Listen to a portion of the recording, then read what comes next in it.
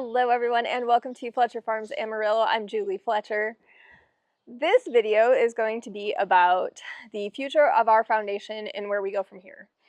If you didn't know, our foundation was started at the end of 2022 after my husband and I started Fletcher Farms Amarillo. We started out with one donkey and it grew to 6 Belgians, and then we saw what was happening with all these horses at the kill pens and slaughter yards. And decided that we wanted to do something more, so we started the Big Hoof Foundation at the end of 2022. So since 2022, we have rescued 190 equines. That's 146 horses and 44 donkeys. So in a short amount of time, we have saved so many lives and done so much in such a short time that we've grown to a place now that we need to decide what we're going to do and how we're going to move forward. And I'm one for always striving for more, and that's what I want. I'm going to strive for more, and I'm going to strive to try to make changes and help as many of these horses as I possibly can, and that's what I've done since the beginning. However, having 118 horses now on the farm and 36 donkeys, obviously not every horse is still living on the farm. You know, some horses that we rescue come to us just for a short amount of time and they're here for hospice care, and then they get put down or they pass away. So a lot of things go into factoring the horses that we rescue, and the horses that we do rescue, we usually rescue the horses that are senior horses that are here and need a retirement place. That's what our foundation's about. Have we rescued some horses recently that were younger horses? Absolutely. And the reason that we've rescued those horses is because they've had medical conditions and we don't know how long they're going to be. Penelope has a stifle joint deformity. We have other ones that have asymmetrical hips. A lot of different things have happened with the horses that we've rescued that are younger.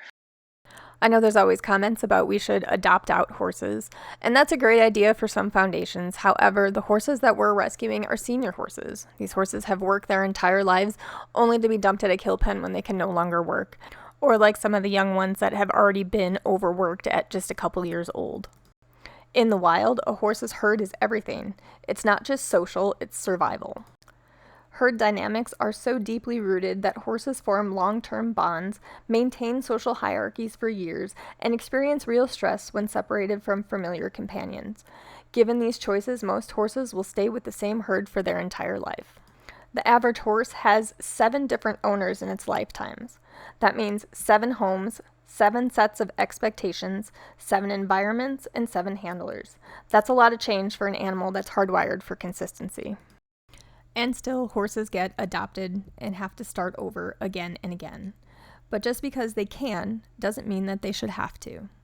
Commitment to these horses means seeing beyond the years of riding, working, or producing. It means making a plan for the whole life of the horse, not just for the useful chapters. As you can see from some of these video clips, all the bonds that these horses have made. I don't feel it's fair to separate them or make them learn a new herd at this stage in their life. And that's the reason that they're here for retirement. So, with all that being said, what we're going to do and what we want to do moving forward is we want to grow this, and we want to grow the farm, the foundation, the rescued animals, and we want people to enjoy these horses and donkeys, and we feel that people should be involved with these horses as well. This is a little bit of what we plan to do with the farm and the foundation moving forward.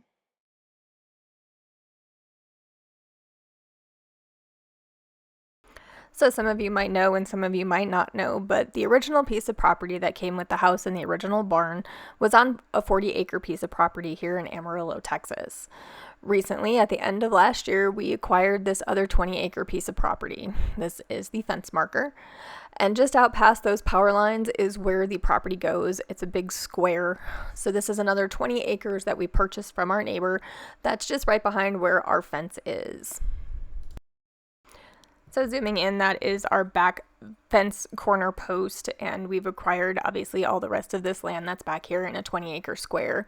So part of our farm expansion project is to get this section fenced in.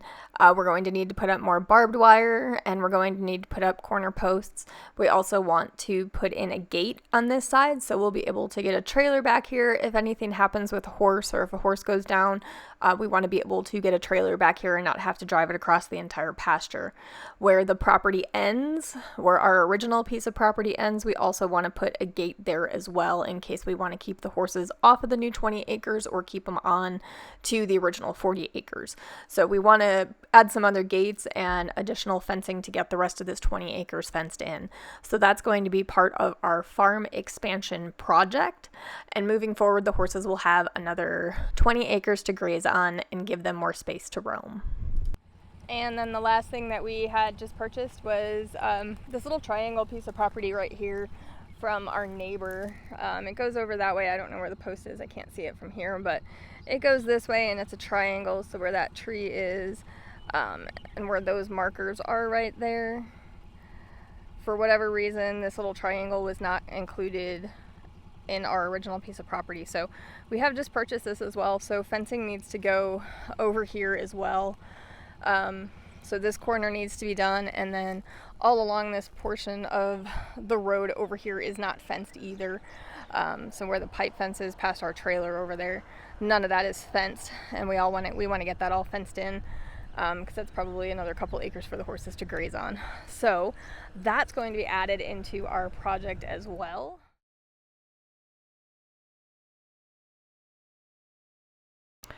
So this portion of the property is next to our barn. It's another pasture area that isn't fenced off, so the horses really don't have access to it.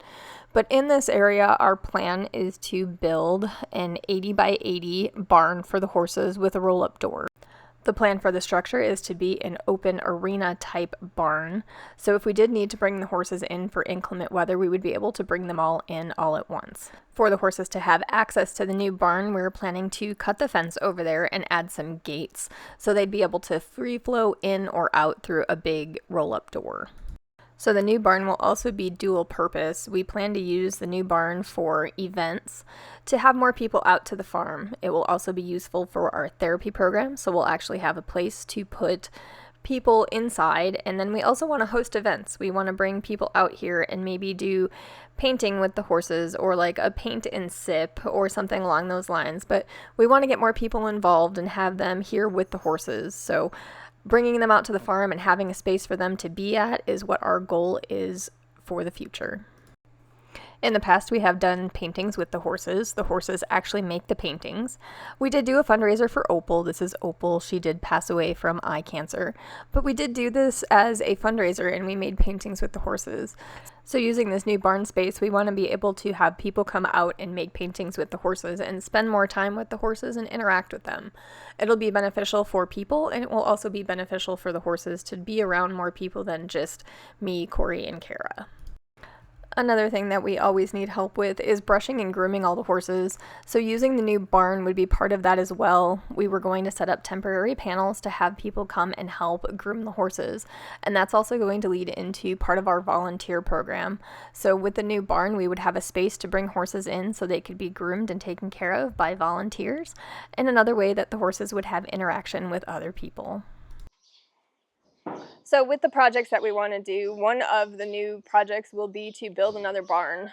Obviously we have this barn, but this barn usually houses the horses that have special needs and need special feeding arrangements. We are going to be doing some fundraisers for expansions to the farm, fencing, adding some new horse runs, some additional waterers. And one other project that we plan to do, we want to extend and build out these 3 runs on this side. So they'll match what's on the other side, so there'll be piped fencing out to about here, and this will give us 3 additional runs. And with those 3 additional runs, we're going to add 3 more witchy waterers on this side as well. Lots of projects that we need to do just to expand because we have expanded so quickly.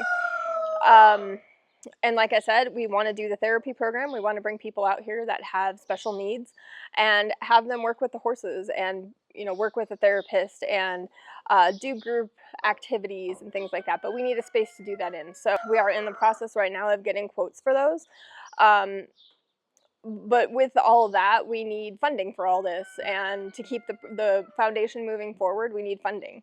And I say all that to say this, that we want everyone to enjoy these horses as much as we possibly can, so we want to host more events and bring more people out here. We are in the process of finishing the paperwork to become a certified animal sanctuary, so we will be able to apply for worldwide funding as opposed to just the grants that we've applied to. A lot of the grants that we've applied to don't go to the little guys, they go to the big guys. So funding is extremely hard when you're doing when you're trying to raise money for a foundation like this. So we do rely on monetary donations, and obviously moving the foundation forward, we rely on funding, just feeding the horses and everything else that we do here, medical care. It all requires funding, and so that's kind of the future of our foundation and how we're going to move forward, and what our plans are going to be. So once we can get the new barn built, we'll be able to start the therapy program and have more people out here, host events, have people come and spend time with these horses, because that's really what it's about. We want people to spend time with these horses and experience the things that we experience on a day-to-day basis. So with that too, we're going to have our volunteer program. So if you're interested in volunteering with the foundation, you can fill out a volunteer application, and that's at thebighooffoundation.org. So we need help feeding the special needs horses and taking care of them and brushing them. And you all have to remember that it's just Corey and I. We don't have anybody else.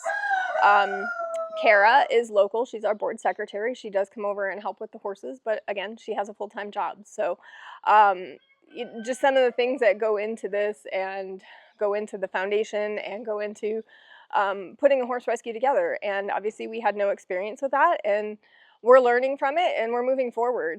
And we really hope that you all want to be a part of this moving forward and being a part of our journey. You all have been here since the beginning, and we hope that you continue to stay with us and support us like you have over the past 3 years, well, 3.5 years. And these are some of the projects that we have already done and completed. Because of all your amazing support and our donors, we were able to build this expansion off the back of the existing barn last year. This gave the horses additional shade. One other project we do need to add to the list is drainage for this area because it does flood, so that is something that we will need to work on as well. But to match the existing barn, we did add a lean-to area, so this gave additional shade on this side of the barn too for the horses. So they use it and they like it, and it worked out really well. And this gave the horses a lot more shade and a lot more space to get out of the sun and elements when they needed to. So at the end of last year, we also installed a new watering system for all the horses. So this is an automatic waterer that will water up to 400 cattle. So this is perfect for our horses. So we did this project at the end of last year. We built the concrete foundation and Corey installed it, and the horses absolutely love it and makes everything a lot easier. I will do another video on the installation process of all this, but the waterer does take care of all the horses, and it is heated for the winter time, so we won't have any freezing issues. We do have smaller Ritchie waterers in our run area, and we wanted to just add something that was a little bit bigger for all the horses so we wouldn't be filling up water tanks anymore. So this was a perfect solution, and as you can see, the horses absolutely love it. So another project that we recently just did was installing a fly spray system in our barn. And the reason we did this is because the flies are absolutely ridiculous this year. And it's not just our barn, it's Amarillo in general. We're surrounded by the feed yards, so there's horses everywhere and cows, and we're surrounded by animals all the time. So it's not just here on our farm that has really bad flies, it's all around Amarillo. We installed this fly spray system that uses natural ingredients as opposed to chemicals in the solution to get rid of the flies. It's peppermint oil and other essential oils mixed in, and water goes in this tank along with the fly spray solution, and as you can see, it mists the entire barn. So we put little nozzles up along with the water lines that are ran back to that big tank in the corner, and it runs all down the barn. It goes down the center, it goes down the runs, and then we also have it on the outside as well. So it mists not only just the ground, it also mists the animals with this solution to get rid of the flies. So this is the misting system out here on the outside as well. It goes all the way down the inside of the runs to miss the horses because this is usually where they eat and their food is. So it smells really good in here. It's pepperminty fresh. And the solution is non-toxic to the animals in case they ingest it. But this was donor funded. We did do a fundraiser for the fly spray system. Thank you to everybody that did support this fundraiser for the fly spray system. We couldn't have done this without your support. So we are working on the website as well. We're going to do some updates on the website and get that a little bit more user friendly. And then we'll have all the fundraisers up on our website. They will be at thebighooffoundation.org. We're going to have one for projects. We're going to have one for owner surrender horses. We will take in the big hoofed horses that people need to find homes for. Zeus and Hercules came to us in 2023 from another rescue organization, along with Buddy and Luna. They were also two horses that needed to be around other big hoofed horses. So we did take these guys in as owner surrender, which I don't like the term owner surrender, but we did take them in as owner surrendered horses. And our most recent owner surrendered horse is Bonnie. She lost her teammate Clyde, and her family thought it would be best if she lived around other horses, so we decided to take Bonnie in, and she is nothing but a sweetheart. If we can keep these horses out of auction, that's something else that I'm going to strive for. So we are going to start a fund for owner surrendered horses. So that would take care of their medical bills or anything else like that that might come along with an owner surrendered horse. Sometimes people get rid of these horses because they've fallen on hard times and they just can't take care of the horses. So their only options is they think that they have to take them to a kill pen or an auction place or something like that. And we want to try to maybe help with that situation so people aren't taking more horses to the kill pens. So that's something else that we're working on as well. So we have so many plans and so many things that we want to do and so many things that we're working towards. We're really excited about the future of the foundation and where this is going to go and how much more we're going to grow it. So you've seen 190 animals over the last 3 years, and moving forward, who knows what it's going to bring. We will have the fundraiser for new projects, obviously the owner surrendered, and then we also have our feed fundraiser. This is a little bit about what we feed the horses and why we do it. So what does everybody eat these days? We have very angry inside barn customers. So these are all the guys with special needs if you're new to our channel. Mima, she's blind. Bonnie recently just got here, so we're trying to get her used to friends, and she realized that barn life is pretty awesome and she wants to stay inside. And then Cammie, she's got some severe arthritis, so she's been staying inside the barn because she was having problems getting up. And then obviously we have Velda, who is a new mom, so she needs special feed. And then Felix, we're trying to put weight on him, so he has some special feed that he eats as well. And then Levi and Patches, they don't have special feed, they just eat inside the barn because Levi was gelded, so he has to stay inside for I think another week or so. And then we have Walter over here, he has special needs as well. So this is what we are feeding these inside guys. So we have Marin Full Feed. It's like a sweet feed. This goes in with her Alpha Pro. It gives her some extra calories to produce milk. And then we have our Alpha Pro, which is a pelleted alfalfa mixed with vitamins and minerals and everything that a horse needs. And then we also have our High Pro Senior, which this is what everybody loves. It's a sweet feed, and let me tell you, it smells amazing. It smells sweet. All these guys get fed specially, and most of them just get the sweet feed and the Alpha Pro, and then I obviously get hay and alfalfa. Walter has problems with his teeth. They're not very good because of his age, so he just eats the Alpha Pro and the sweet feed. So when they eat this, the pellets actually dissolve into like a mash, so it's easier for them to chew, so they can kind of just grind it and swallow it, and it expands in their stomach. And then the sweet feed just gives them some extra calories as well. You ready for breakfast? Oh, there we go, good job. Alright, well I have to go feed these guys, but that is kind of what we're feeding right now for the horses. And then obviously we have our square bales and our alfalfa that we feed everybody as well. So that's what the inside guys are eating and our special needs horses are getting. So in addition to all the feed that we feed the inside horses, we also put out round bales of beardless wheat, and we have these delivered. These are coming direct from a supplier, and the supplier is charging us $115 per bale as opposed to what we were paying at HF&C, which was $140 per bale.